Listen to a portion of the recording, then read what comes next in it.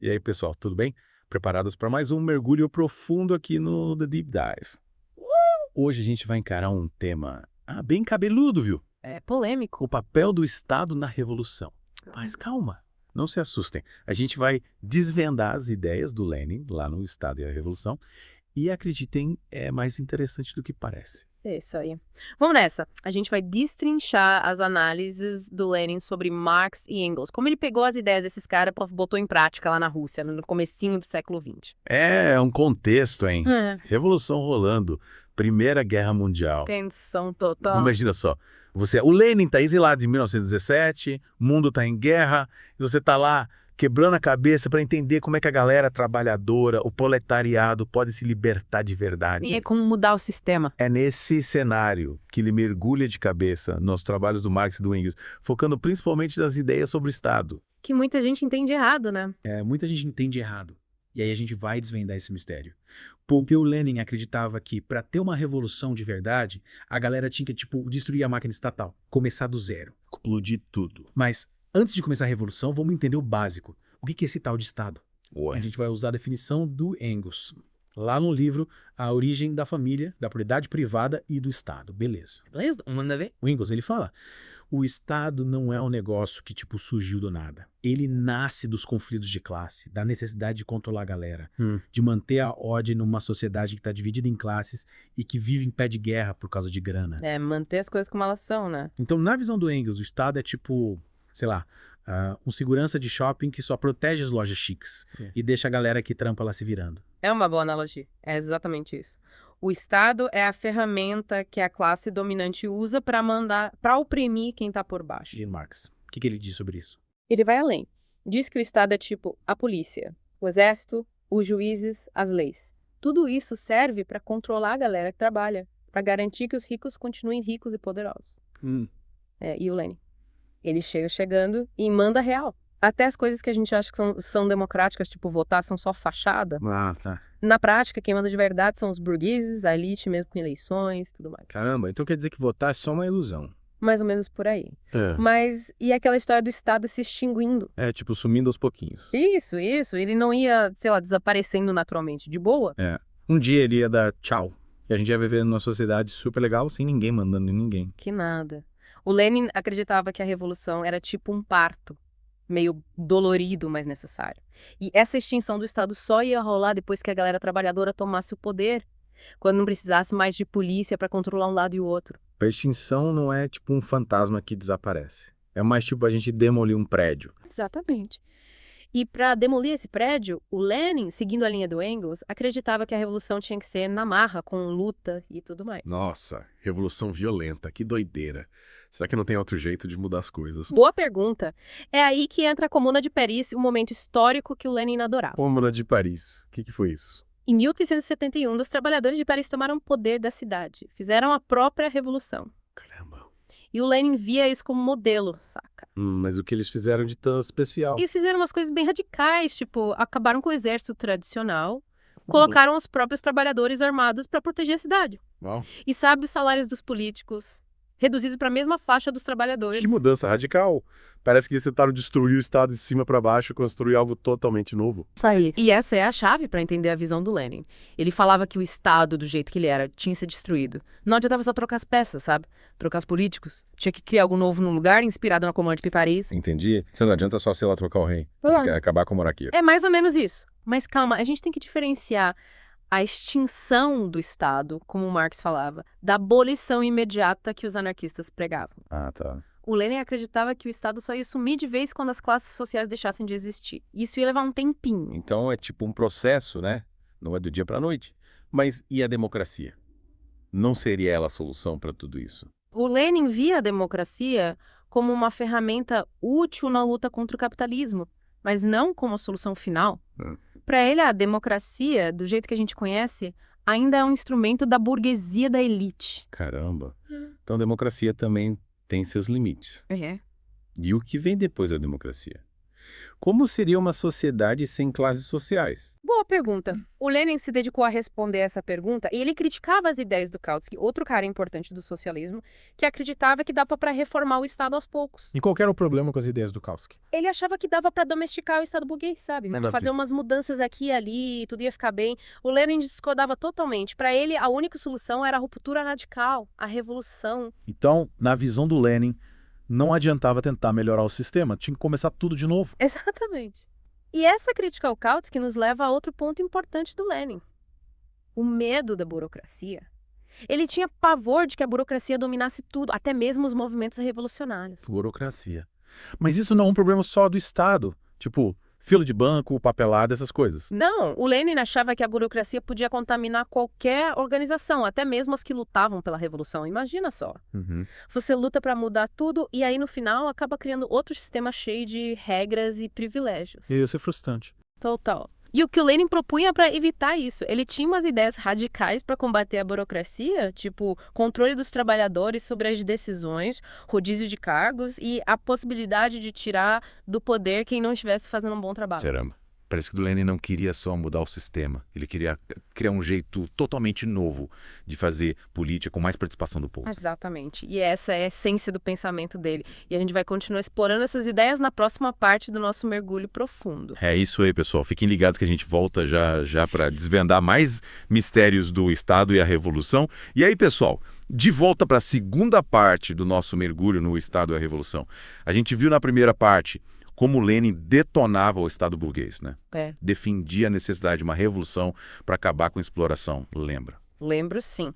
A gente viu também como ele se inspirava na Comuna de Paris, com aquelas ideias radicais de democracia direta, tipo, os trabalhadores decidindo tudo. Era o sonho do Lenin. Mas e aí, como funcionaria esse novo Estado na cabeça do Lenin? Tipo, qual era o plano? Boa pergunta. O Lenin se dedicou a pensar exatamente nisso. Para ele, um novo Estado, que a galera ia construir depois da Revolução, não era a solução final. Ah, tá. Era tipo uma ponte, sabe? Para chegar no comunismo. Uma ponte? Ah. Me explica melhor isso. Ele dizia que nesse caminho do comunismo, a gente ainda ia precisar de um Estado. Mas um Estado completamente diferente do que a gente conhece. Seria um Estado baseado na democracia do proletariado, com a galera participando de tudo e com mecanismos para evitar aquela burocracia chata que a gente odeia, né? Então não era acabar com o Estado de uma vez. Não. Era tipo transformar ele em algo novo. Exatamente. O Lenin acreditava que com o tempo as classes sociais iam desaparecer. E a sociedade ia se organizar de um jeito que o Estado ia perder a função. Ia ser tipo um órgão que a gente não usa mais e some do corpo. Interessante. Mas e como garantir que esse novo Estado não ia virar um monstro? Tipo, um novo sistema de opressão? Essa era a grande preocupação do Lenin. Para evitar isso, ele tinha um monte de ideias. Tipo, todo mundo podia votar para escolher os líderes. E se eles não fizessem um bom trabalho, a galera podia tirar eles do poder na hora. Ele também achava que os salários dos políticos deviam ser iguais aos dos trabalhadores para ninguém ficar rico e poderoso. Nossa, aí dá uma chacoalhada no sistema, né? Imagina, o presidente ganhando o mesmo que um professor. Ia ter muito político correndo para as colinas. Ia ter. E não para por aí. Ele queria substituir aqueles parlamentos cheios de políticos por conselhos, sabe? Formados por trabalhadores e soldados. A ideia era que o povo participasse diretamente das decisões sem intermediários. Caramba, é como se ele quisesse criar um estado de baixo para cima. Com o povo no comando, decidindo tudo. Exatamente. O Estado proletário, na visão do Lenin, tinha que ser uma ferramenta para ajudar a classe trabalhadora e não um sistema para oprimir o povo, como acontece no capitalismo. Faz sentido.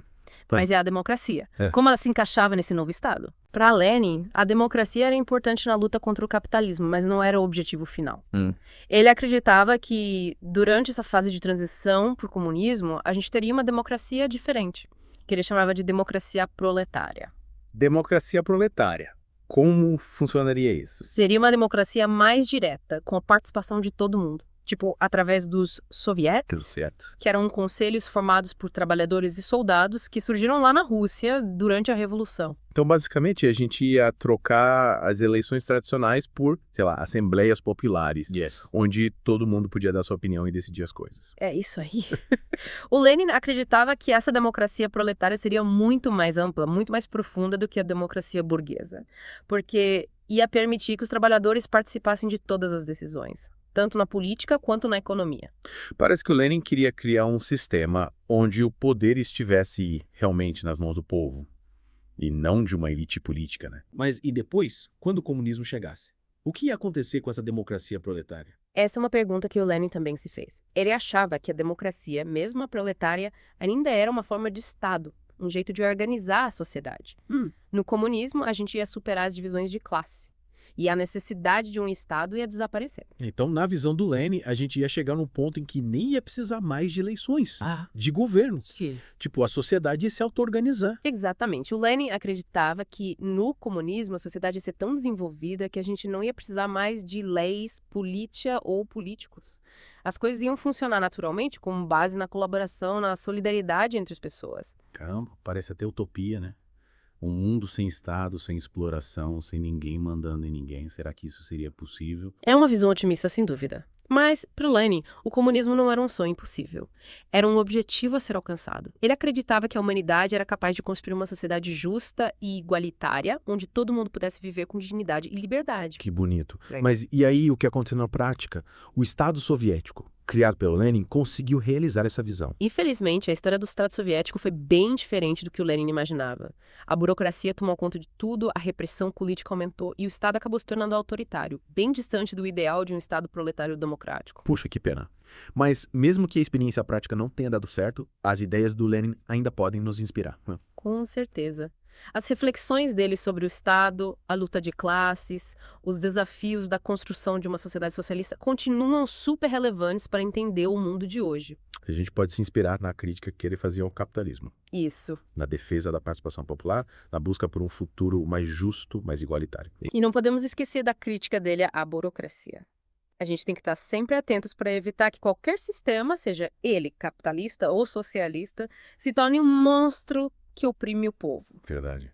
Mas e aí, o que mais a gente pode aprender com o Lenin? Na próxima parte do nosso mergulho, a gente vai comparar as ideias do Lenin com dos anarquistas, que também queriam acabar com o Estado. Ah, legal.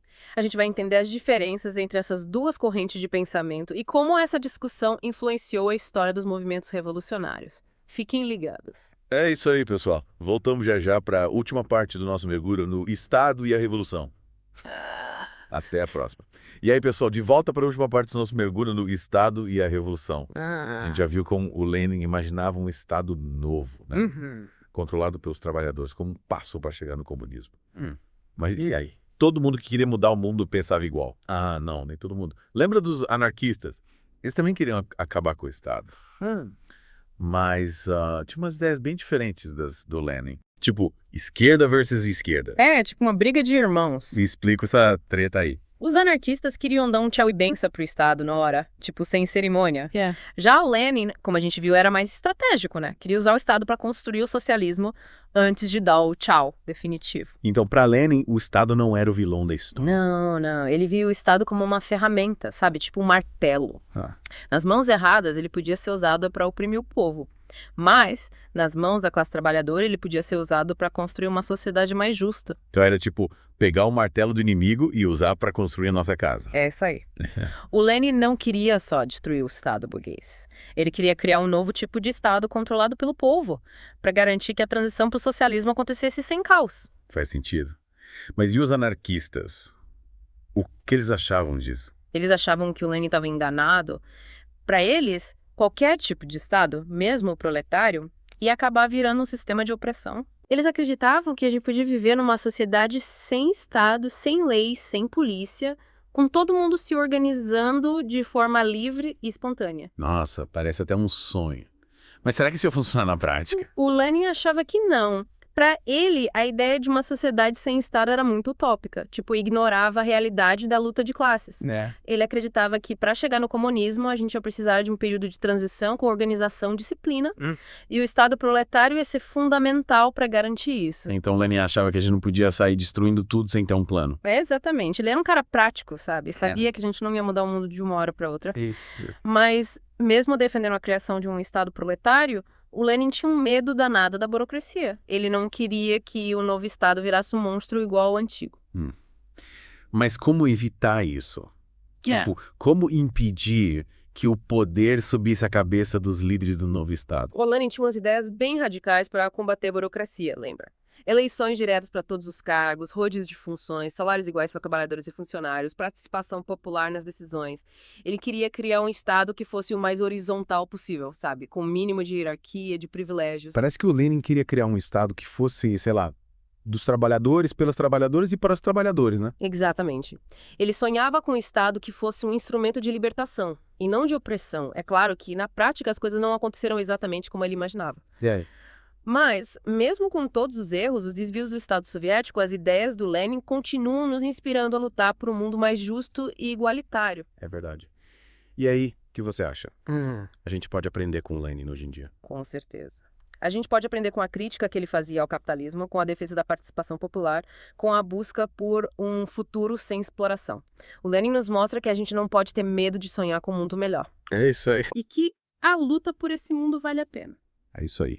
E com essa reflexão a gente encerra nosso mergulho profundo no Estado e a Revolução. Esperamos que vocês tenham curtido a viagem. E que tenham saído daqui com a cabeça fervilhando de ideias. Valeu, galera!